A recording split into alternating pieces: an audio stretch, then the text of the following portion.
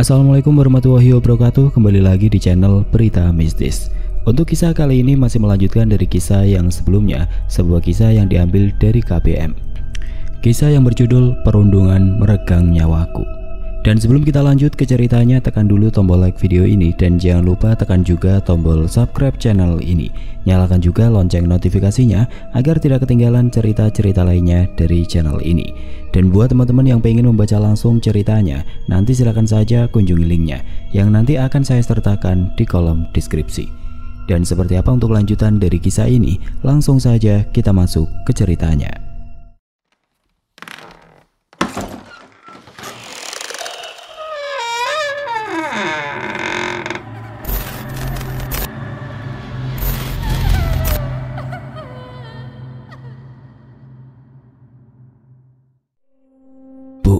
Apa tidak ada yang mengabari tentang Arumi? Tanya Abah Joko pada Aida istrinya. Tidak ada, Abah. Kalau ada saya kasih tahu Abah. Tapi di mana dia, Bu?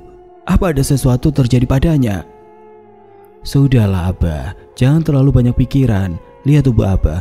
Wajah Abah sudah bengkak karena sejak kemarin menangis terus. Saya akan kasih tahu Abah kalau ada yang mengabari. Aida menatap tidak tega suaminya. Ia cemas melihat Joko yang terus melamun memikirkan Arumi.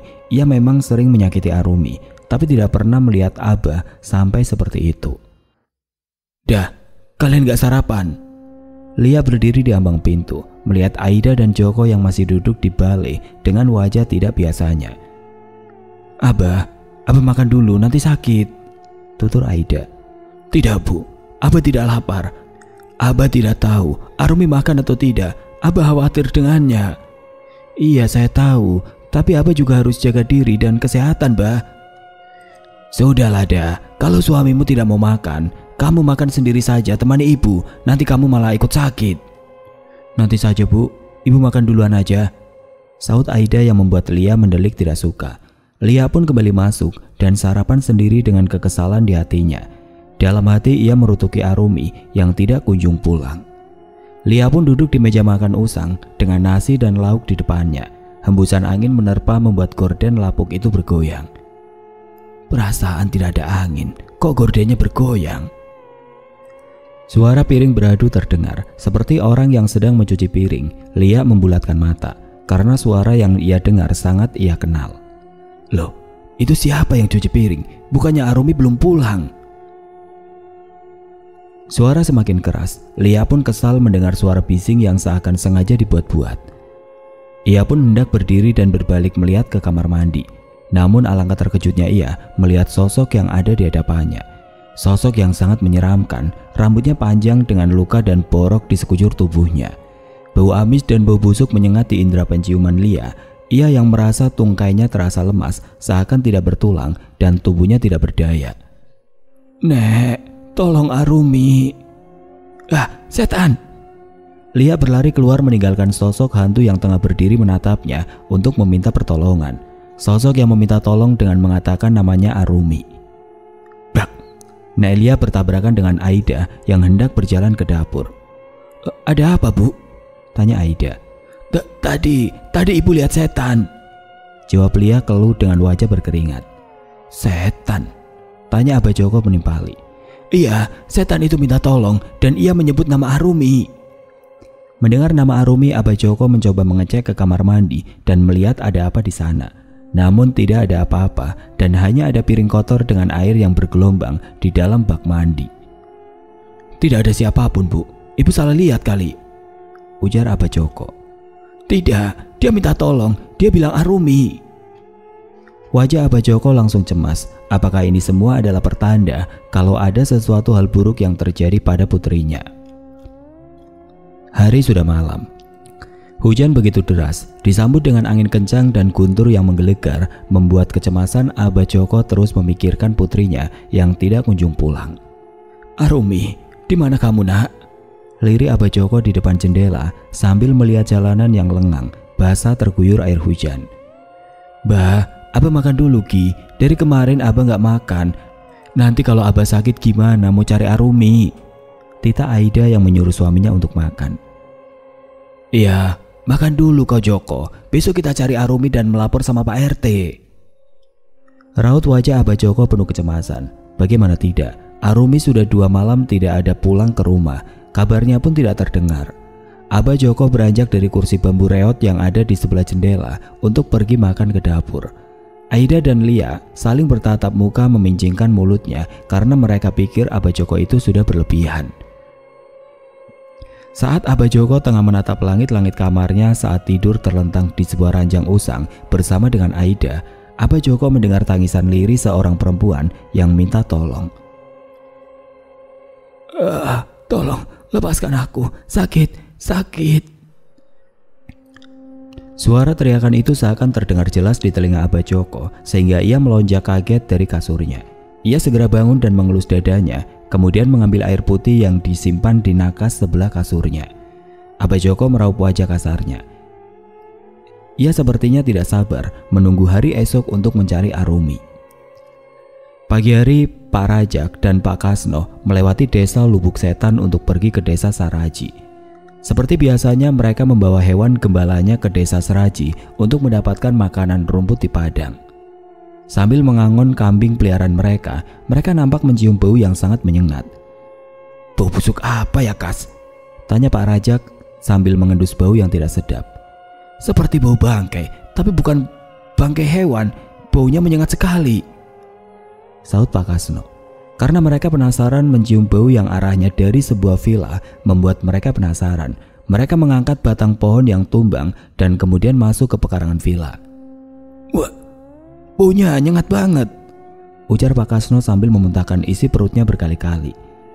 Pak Rajak menutup hidung dan mulutnya dengan handuk kecil yang ia gantung di lehernya.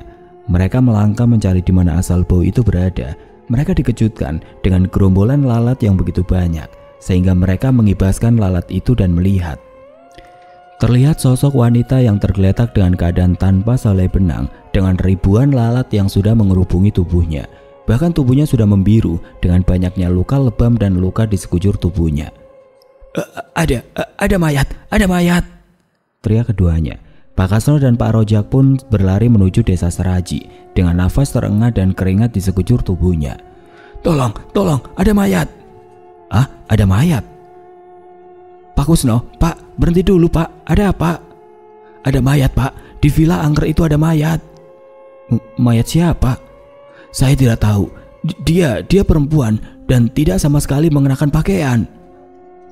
Beberapa warga terperangah mendengar kata-kata Pak Kasno. Kali pertama mendapat kabar yang sangat mengejutkan. Namun mereka bergidik mengingat villa yang disebutkan Pak Kasno. Villa itu pun sama seramnya. Karena villa yang mereka asingkan adalah sebuah rumah megah yang tidak diketahui pemiliknya. Hanya mereka tahu dari kabar jika pemilik villa itu seorang keluarga kaya dan mereka berasal dari kota. Namun mereka menghilang dan villa itu mereka menemukan seorang gadis yang sudah tidak bernyawa dalam keadaan mengenaskan. Bapak tenang dulu, jelaskan pada kami secara perlahan, ujar Pak Nanang. Pak Kusno pun menarik nafasnya secara kasar, lalu ia mulai membuka suara dan berkata, tadi saya sama Pak Rojak ingin ke rumah Abah Joko. Kami ingin membantunya mencari Arumi. Ucapan Pak Kasno terhenti kala menyebut nama Arumi. Tunggu. Sepertinya ada sesuatu yang tidak beres. Astaga, Arumi. Ada apa Pak? Cepatlah kalian panggil Pak Diman. Saya harus segera ke rumah Abah Joko. Kalian segera ke villa bersama yang lainnya. Loh, Pak, ada apa ini? Yang tadi saja saya belum paham, Bapak sudah nambah lagi. Arumi, sepertinya mayat tadi itu Arumi. Saya ingat dan kenal sekali sama rambutnya. Apa? Arumi? Mereka semua terkejut. Sampailah para ibu-ibu menutup mulutnya saking terkejut mendengar kabar yang sangat tiba-tiba. Pak Kusno dan Pak Rojak terburu-buru ke rumah Abah Joko tanpa menghiraukan pertanyaan warga yang masih bertanya-tanya. Dengan cepat Pak Kusno sampai di rumah Abah. Abah yang tengah duduk langsung berdiri, namun entah mengapa ia merasakan sekujur tubuhnya seakan lemas, bahkan seakan tiada tulang yang dapat menopangnya. Astagfirullah, ada apa ini? Assalamualaikum, Abah, Aida. Waalaikumsalam, duduk Pak. Abah, maaf saya kesini terlambat. Tidak apa, duduklah. Bu, ambilkan air ya. Aida mengangguk. Selepas kepergian Aida, Pak Kusno mulai bicara. Namun ia tidak tahu akan memulai dari mana. Kecemasan terlihat di wajah Abah Joko. Bahkan ada sejuta pertanyaan yang seakan ingin Abah tanyakan melihat sikap Pak Kusno. Aduh, bagaimana saya menjelaskannya? Ada apa, Pak? Ini, Bah, tadi kami sewaktu kesini bertemu siapa, Pak? Arumi. Pak Kasno melirik pada Pak Rojak. Keduanya begitu kebingungan untuk menjelaskannya. Meski belum melihatnya dengan jelas, tapi Pak Kasno memiliki keyakinan pada mayat yang ia lihat. Saya tidak berkata-kata, tapi bisakah Abah ikut saya ke villa? Villa? Ada apa di sana? Apakah Arumi ada di sana? Abah lihat sendiri saja. Sungguh saya tidak bisa bicara. Ada apa ini, Pak? Jangan bikin saya khawatir. Abah melihat secara bergantian pada Pak Kasno dan Pak Rojak, namun keduanya tertunduk dengan wajah khawatir. Sesaat Aida datang, mereka meminta agar Abah dan Aida datang ke villa. Lebih baik Abah dan istri segera ke sana. Pak RT Diman dan warga pun sudah ke sana. Pak Diman? Warga?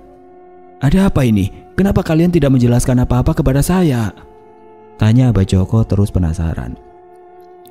Tapi karena Pak Kasno dan Pak Rojak terus memaksa, akhirnya Abah Joko mengajak Aida untuk ikut serta ke villa. Jika memang Arumi ada di sana, mereka harus segera menemuinya dan melihat apa yang sebenarnya terjadi pada Arumi. Mereka berlari-lari kecil menuju villa. Saat Abah Joko datang dengan raut wajah kebingungan karena banyak warga yang sudah bergerombol di sebuah villa sambil menatapnya haru dengan menutup hidung, membuat Abah Joko semakin bingung. Abah Joko mencium bau busuk yang menyengat sehingga ia pun langsung menutup hidungnya dan kemudian berjalan menghampiri kerumunan. Ini, Bah, ini benar Arumi.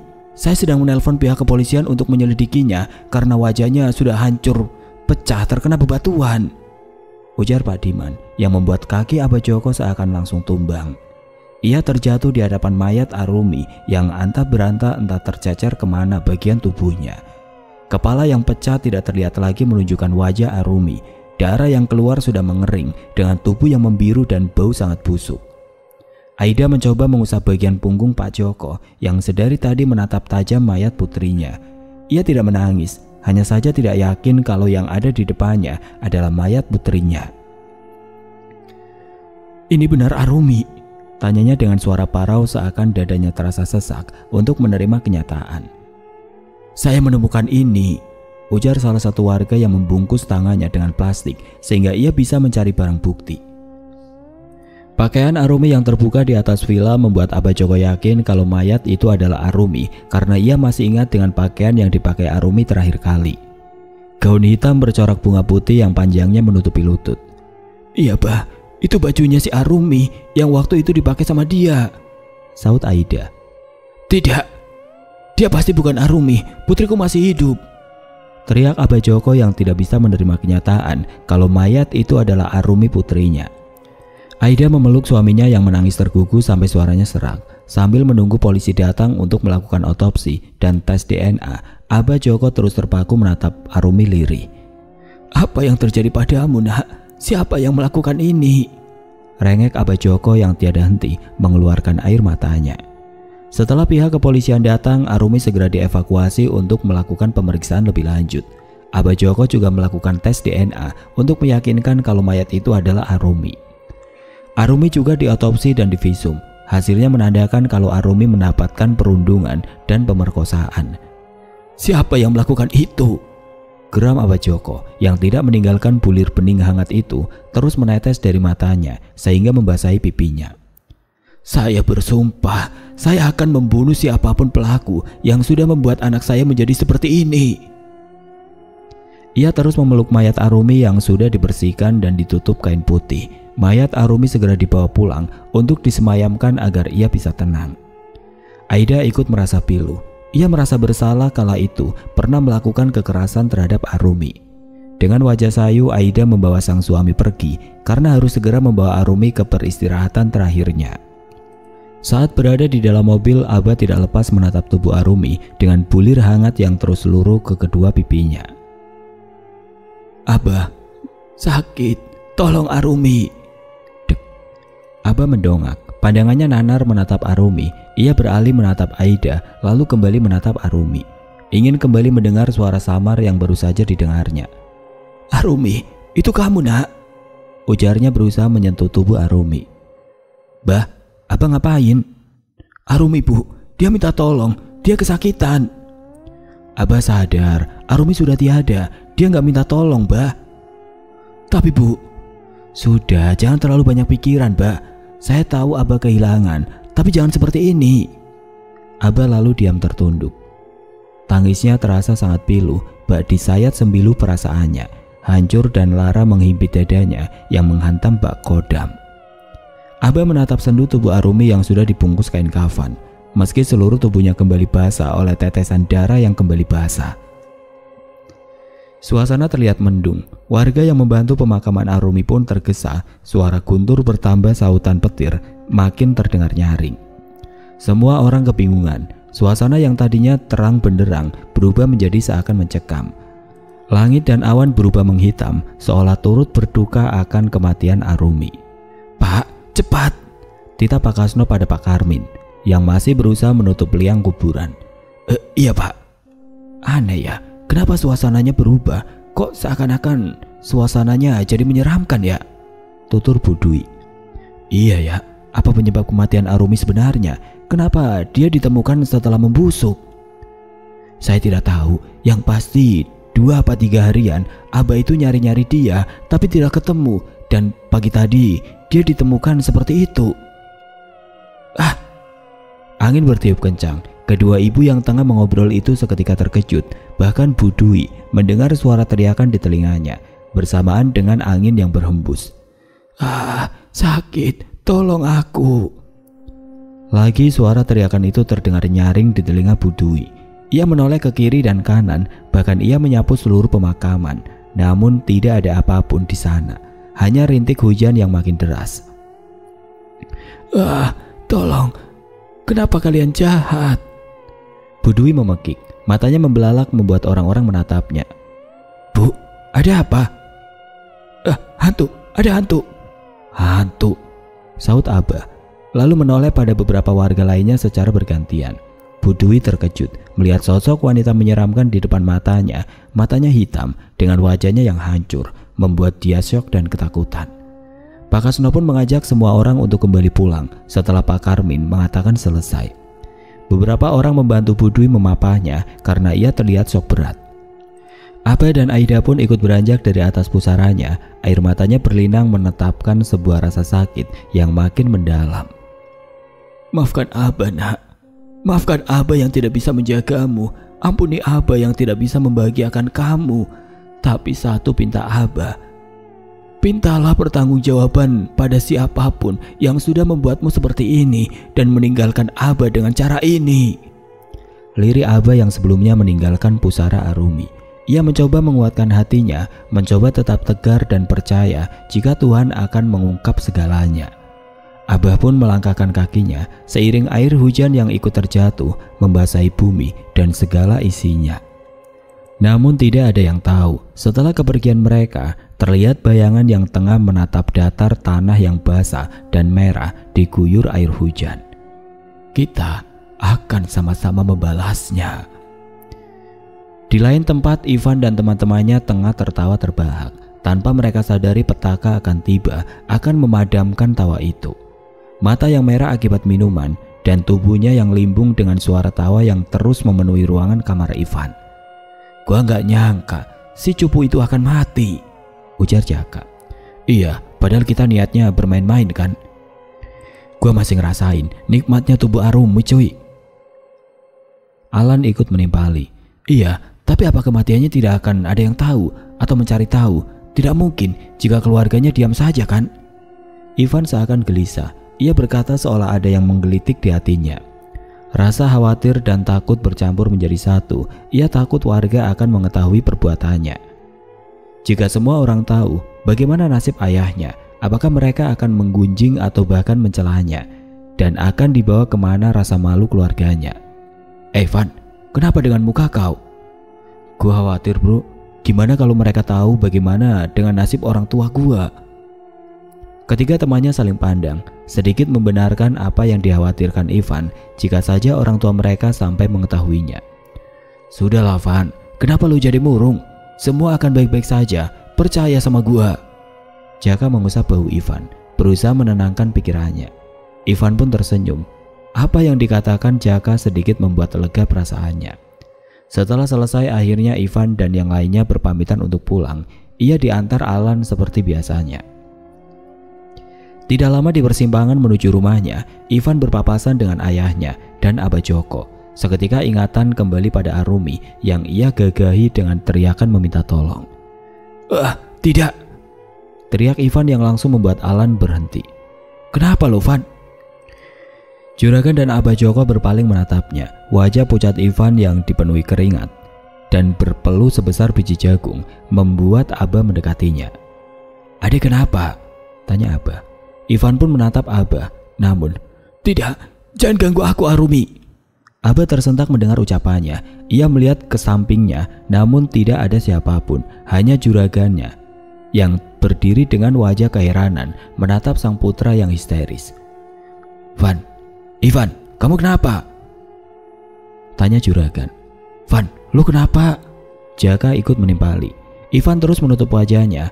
Tidak hirau akan pertanyaan-pertanyaan Abah dan ayahnya. Ia terlihat memucat seakan tengah melihat sesuatu. Van, tidak, aku tidak bersalah. Jangan ganggu aku Arumi, aku tidak bersalah.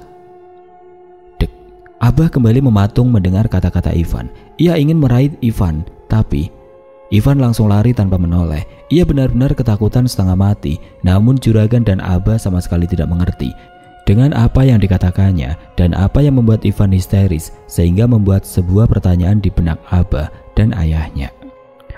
Ivan terus berlari meninggalkan juragan dan Abah Joko. Setelah ia berhasil menghindari teror Arumi yang mengganggunya, ia pun terhenti dan bernapas lega meskipun dadanya tersengat. Ia menyandarkan sebelah bahunya pada pohon rindang untuk mengatur nafasnya. Peluhnya bercucuran dan ia menyeka peluh di dahinya. Van! Teriak Jaka yang ikut berlari mengejarnya. Ivan hanya menoleh dengan nafas yang masih terengah. Lu kenapa lari sih? Pakai nyebut-nyebut Arumi lagi. Lu mau bikin abahnya sama bapak lu curiga, Pak? Brak. Ivan menjatuhkan diri di bawah pohon asam yang menjulang tinggi. Tapi gue serius, dengar suara Arumi dan lihat dia di sana tadi, Jak. Iya, tapi lu jaga sikap. Kalau pada curiga sama kita gimana? Ivan hanya diam dan menundukkan kepalanya, meraup kasar wajahnya, dan saat Ivan kembali melihat ke arah Jaka, ia melihat sosok makhluk menyeramkan tepat berdiri di belakang Jaka. Di belakang lu, Jak! Teriak Ivan yang kemudian beringsut bangun dan kembali berlari. Jaka tertegun dan seakan tubuhnya kaku, menoleh perlahan karena ia juga mencium bau aroma tidak sedap begitu menyengat di hidungnya. Saat ia menoleh, tubuhnya langsung tersungkur karena berasa ada yang menendangnya. Arumi, maafkan saya Arumi, saya... Sosok Arumi langsung mencekik Jaka dan merenggut kepala Jaka dan membenturkan kepala Jaka berkali-kali ke sebuah tanah. Ampuni saya Arumi. Rengek Jaka yang berusaha melarikan diri. Ingat, kalian tidak akan pernah bisa lari. Kalian yang ingin bersenang-senang denganku, bukan? Suara parau Arumi menusuk jantung Jaka yang membuat Jaka berontak dan langsung melarikan diri. Darah yang bercucuran itu keluar dari dahinya yang berdarah karena terbentur jalan oleh Arumi. Ia terus berlari melarikan diri. Abah Joko masih tertegun mendengar apa yang dikatakan Ivan tadi. Melihat gelagat Ivan seakan ketakutan saat melihatnya seperti ia melihat Arumi ada di dekatnya. Apa Ivan ada hubungannya dengan kematian Arumi? Gumam Abah Joko. Abah! Teriak Aida yang membawa rantang makanan untuk memberikan bekal makan siang untuk Abah Joko. Abah makan dulu ya, tadi pagi nggak sarapan kan? Jangan terlalu larut bersedih mikirin Arumi, Bah. Nanti kalau Abah yang sakit gimana? Ujar Aida sembari membuka rantang makanan dan melayani menyiapkan makanan untuk suaminya. Tatapan Abah Joko masih terlihat kosong, pikirannya penuh tanya karena penasaran dengan kematian putrinya yang begitu mengenaskan. Siapa yang berani merundung dan memperkosa Arumi sampai ia meninggal seperti itu ya, Bu? Tanya Pak Joko dengan pandangan yang menatap perumputan di hadapannya, tapi pikirannya entah kemana. Sudahlah Pak, itu kan cuma hasil visum dari pihak rumah sakit saja. Siapa tahu salah. Tidak mungkin salah. Hasil otopsi dan visum tidak akan salah. Terus tadi saya mendengar Ivan berteriak minta ampun pada Arumi seperti ketakutan, kata Bajoko. Tidak mungkin juga Ivan yang melakukan itu, Bah. Saya sangat setuju sekali kalau Arumi bangkit membalaskan dendamnya pada siapapun yang membuat ia kehilangan nyawanya dengan tidak wajar. Suara Guntur bergemuruh seakan pertanda setuju dengan apa yang dikatakan Abah Joko, bahwa Arumi harus membalaskan semua perbuatan keji orang yang menerundungnya. Aida bergidik ngeri, tengkuknya meremang, langit yang dari tadi cerah kini berganti dengan kabut yang begitu sangat gelap. Abah di sini dulu ya. Habisin makanannya, saya mau angkat pakaian yang dijemur, nanti kehujanan, sepertinya mau datang hujan, kata Aida yang langsung pergi ke rumah untuk mengangkat jemurannya karena Lia sedang ada di ladang. Di jalan setapak Aida menelusuri jalan sambil mengusap kedua bahunya yang terasa sangat dingin karena semilir angin menembus pori-pori kulitnya. Fus. Aida langsung berlari kecil karena gerimis sudah datang. Brak! Rintih Aida karena tersandung akar pohon yang sedikit timbul. Ibu! Suara parau terdengar sehingga Aida menoleh ke sana kemari mencari asal suara. Ia segera berdiri membersihkan baju daster panjangnya itu dan kembali berlari kecil. Sekilas, Aida melihat bayangan putih melewatinya sehingga langkah Aida terhenti. Suara tangisan itu terdengar jelas membuat tengkuk Aida meremang. Asal suara itu dari atas pohon yang membuat Aida mendongakkan kepalanya ke atas dengan hati-hati. Aida dikejutkan dengan penampakan sosok perempuan berbaju hitam berbunga seperti yang Arumi kenakan sebelum ia meninggal dunia. Kulitnya lebam berdarah dan banyak sayatan serta wajah yang hancur membuat Aida ketakutan. Arumi, kaukah itu? Tanya Aida sambil melangkah mundur. Sakit, Bu, tolong. Rengek Arumi yang membuat nafas Aida terasa sesak. Lebih lagi saat Arumi menatapnya dengan tatapan tajam dan penuh kebencian. Aida ketakutan dan berlari melarikan diri. Tidak, kau mati bukan karena aku, kau mati bukan karena aku, teriak Aida sambil berlari. Ia juga mempunyai rasa bersalah karena semasa hidupnya ia selalu memukul dan mencelakai Arumi karena ia membencinya. Tapi Aida menepis kalau Arumi meninggal bukanlah karena ulahnya. Arumi menangis di atas balkon villa tempat di mana ia dirundung. Arumi terus menangis karena merasa sedih sebab tidak bisa lagi kembali pulang bersama abahnya. Bah, Arumi pengen pulang. Rengek Arumi menangis tergugu di atas balkon. Balaskan dendammu, nak. Saya akan membantumu. Suara parau sosok nenek penghuni villa itu berkata pada Arumi. Sosok penghuni villa yang sudah puluhan tahun menempati villa kosong itu akan membantu Arumi membalaskan dendamnya. Malam itu juga Alif dan Alan sedang melintasi jalan villa. Tidak ada jalan lain selain melewati villa itu sehingga mereka terpaksa harus melewatinya. Gue takut, Lip. Gue selalu ingat kejadian si Arumi jatuh, bisik Alan pada Alif sambil memegangi senter karena tidak ada lampu penerangan di pekarangan villa itu. Sama, gue juga takut. Mau gimana lagi? Saat mereka berjalan, mereka bertemu dengan sosok nenek bungkuk sedang berjalan menggunakan tongkat melawan arah mereka. Siapa nenek itu? Gue gak pernah lihat, bisik Alan pada Alif. Gue juga gak tahu. Alan dan Alif terus berjalan sampai ia mendekati nenek tua itu yang kemudian menghadang jalan mereka sehingga mereka berhenti. Alan dan Alif dikejutkan saat nenek tua itu berbalik badan ke belakang menekuk tubuhnya sehingga kepalanya menempel ke tanah. Brak! Alan terjatuh sehingga Alif membantunya berdiri untuk melarikan diri. Tapi mereka dihadang dengan sosok Arumi di belakang mereka sehingga mereka diapit dua hantu yang membuat mereka terduduk saling berpelukan sambil menangis. Tolong, maafkan kami Arumi. Jangan sakiti kami karena ini semua akal dari Ivan, Rumi. Aran dan Alif dipukul menggunakan tongkat nenek tua itu sehingga mereka merintih kesakitan. Kalian semua harus mati. Pekik Arumi yang melayang dan kemudian menendang wajah mereka sampai keduanya saling mengadu kepala, terbentur dan berdarah. Ampun Arumi, saya mohon jangan bunuh saya, rengek Alif memohon. Alif, Alan. Kedua pria itu mendongak. Terlihat Pak Nanang berdiri membawa sebuah petromak dan satu buah kayu di tangannya. Mereka memutarkan kepala, melihat sekitar yang gelap dan mencari sosok yang ia lihat sebelumnya. Kalian ngapain? Kenapa duduk di sana? Tanya Pak Nanang. Tadi ada setan, Pak.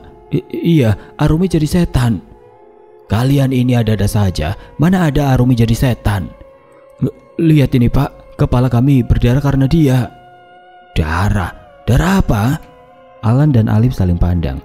Alif pun heran karena darah yang tadi di kepala Alan sudah tidak ada. Bahkan rasa sakit di kepalanya pun ikut menghilang. Tapi tadi kalian ngelindur. Apa kalian sedang mabok, ha? Keduanya kebingungan. Rasa sakit dan darah yang berasal dari kepalanya yang terluka juga menghilang. Sekilas mereka berpikir jika tengah berhayal, tapi tidak memungkinkan karena rasa sakit itu sangat nyata. Sudah sana pulang, ini sudah malam. Alan dan Alif mengangguk. Tidak menunggu lama keduanya tergesa meninggalkan kegelapan jalan setapak diikuti Pak Nanang yang hendak pulang. Jalanan sepi dan gelap semakin menambah kesan mencekam, langit pun kelam tanpa adanya sinar rembulan dan bintang. Angin berembus menembus kulit sampai ke tulang, namun mereka tetap berjalan tanpa mau menengok ke belakang.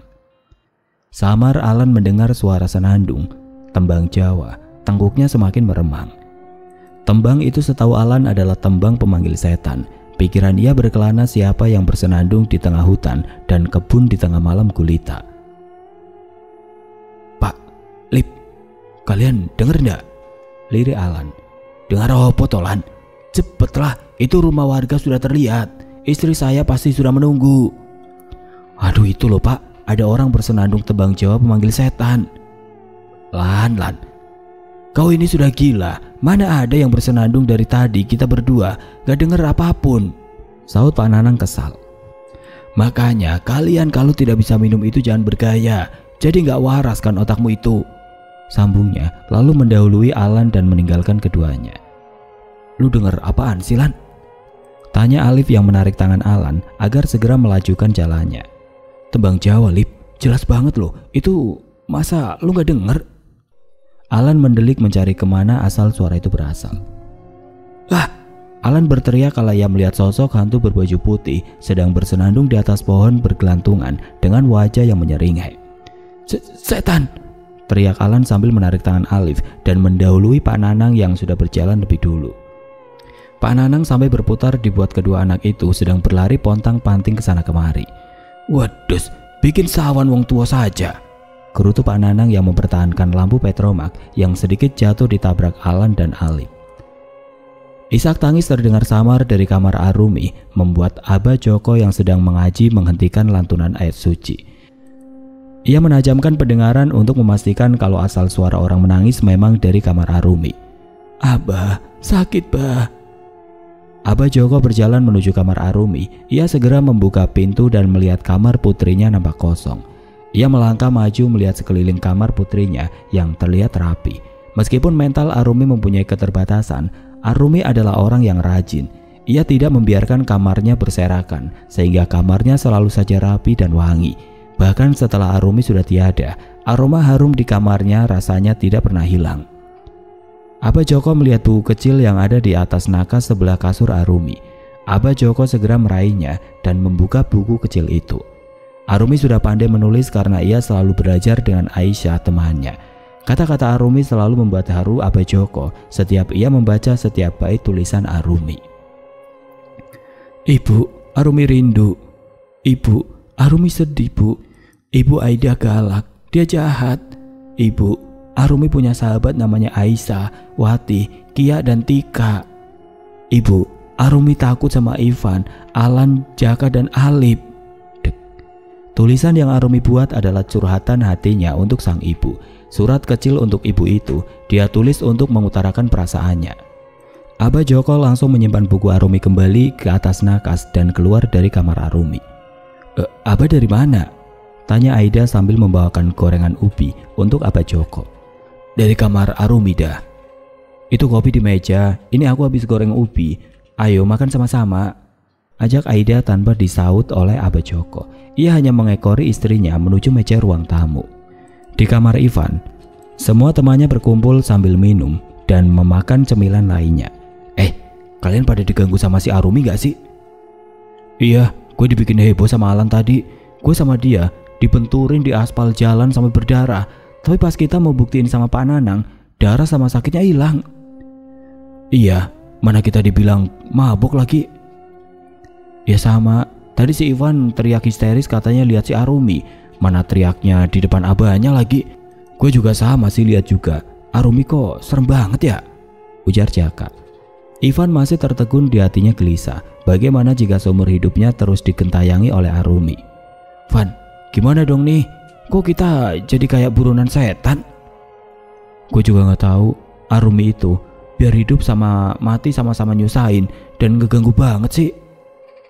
Tiba-tiba saja lampu kamar Ivan berkedip terus mati. Menyala, bergilir membuat semua merasa heran dan ketakutan. Angin berembus kencang dari luar menembus ventilasi kamar Ivan, membuat tengkuk meremang. Isak tangis terdengar samar dari luar kamar Ivan. Kalian harus tanggung jawab. Teriakan suara Arumi terdengar jelas, sehingga keempat sejoli itu pun menutup kedua telinga mereka dan mencoba berusaha untuk tetap tenang. Kalian harus menerima pembalasan dari semua yang kalian lakukan terhadapku. Suara parau itu terdengar. Van, itu suara Arumi kan, Van? Tanya Alan ketakutan. Iya, kayaknya Arumi kentayangin kita, Van. Kita belum mau mati, Van. Sudah. Kita jangan sampai buka suara kalau salah satu dari kita adalah pelakunya. Runtuk Ivan sambil menuding tangannya ke arah bibirnya. Lu tadi teriak depan abahnya, Van. Pasti abahnya curiga lah, sungut Jaka. Keempat pria yang tengah ketakutan itu berteriak serentak karena sosok mengerikan dengan wajah penuh dengan ribuan binatang yang menggeliat dan sobekan di wajahnya begitu menyeramkan. Bahkan wajahnya hancur dengan cairan yang hitam pekat berbau amis, membuat keempat sejoli itu tersentak. Dengan wajah tegang, bibir mereka terkatup rapat seketika saat wajah itu menatap tajam dengan kemarahan yang begitu nanar. Kalian akan mati dalam keadaan penuh penyesalan dan kesakitan. Akan aku buat kalian semua menderita sebelum akhirnya kematian datang menjemput kalian. Pekik sosok yang begitu menyeramkan di hadapan mereka. Ivan, Jaka, Alan, dan Alif merasakan aliran yang begitu deras di sekujur tubuhnya. Keringat membanjiri wajah hingga sekujur tubuh. Alan menelan salivanya dengan susah payah mendengar pekikan sosok di hadapannya. Lu udah mati, Arumi. Itu bukan salah kami, lu jatuh sendiri. Ivan berusaha melawan rasa takutnya. Sosok itu tersenyum getir, tatapannya tajam mendengar pekikan Ivan. Kesalahan tetap kesalahan. Semua tidak akan pernah berubah menjadi kebenaran. Kau yang memaksaku, gadis yang memiliki keterbatasan untuk memenuhi nafsu iblis kalian semua. Kami tidak sengaja. Kami hanya tergoda dengan tubuh kamu, Arumi, ujar Alan dengan entengnya, membuat Arumi kembali tersenyum, melayangkan seulas senyum getir dan kemarahan di wajahnya. Lagi pula, kau menikmati itu bukan?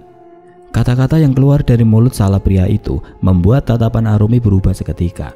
Tatapan tajam dengan binatang-binatang yang menggeliat di sekujur tubuhnya bergerak-gerak membuat mereka ketakutan. Manusia tidak berhati. Kau dan kau. Kalian akan merasakan kesakitan yang akan membuat kalian menyesal. Keempat pria itu menutup wajah dengan kedua tangannya melihat kemarahan Arumi yang semakin memuncak. Tapi, tak. Van, kamu di dalam. Suara seseorang mengetuk pintu membuat Arumi menoleh, lalu tersenyum pada keempat sejoli yang menatapnya. Perlahan ia memundurkan tubuhnya, lalu melewati jendela dan menembusnya. Ivan, kalian sudah tidur? Iya bu, sebentar. Ivan beranjak lalu membuka pintu kamarnya dengan berpura-pura baik-baik saja. Setelah dirasa baik, ia pun membuka pintu dan melihat sosok ibunya yang lagi berdiri menatapnya lekat. Ada apa? Kemana teman-teman kamu? Nggak ada apa-apa bu. Kami lagi nonton film horor tante. Jadi kami lagi tegang-tegangnya karena si Ali penakut, sahut Alan yang tiba-tiba ada di belakang Ivan. Walah. Oh ya, besok malam ibu sama ayah ada acara di kota. Kamu nggak apa-apa, kami tinggal, Van.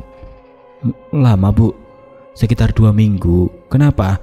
Tumben kok sepertinya nggak mau ditinggal. Wah, Om Bagas sama Tante mau ke kota. Jangan lupa oleh-olehnya ya, Tan. Ivan mencubit perut Alan sehingga ia memekik kesakitan.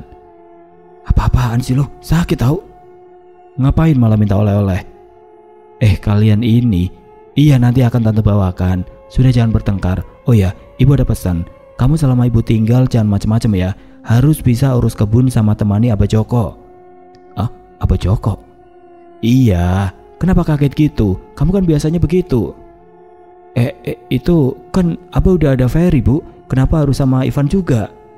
Ferry harus bantuin Pak Roja ke desa Lubuk karena akan ada pantauan dari kota lagi. Pantauan? Pantauan apa? Sudah, kamu ini kayak wartawan saja. Ibu istirahat dulu. Kalian juga istirahat. Ninda pun meninggalkan Ivan yang masih berdiri meminta jawaban. Namun Alan memintanya agar tidak terlalu peduli dan meninggalkannya berdiri di ambang pintu.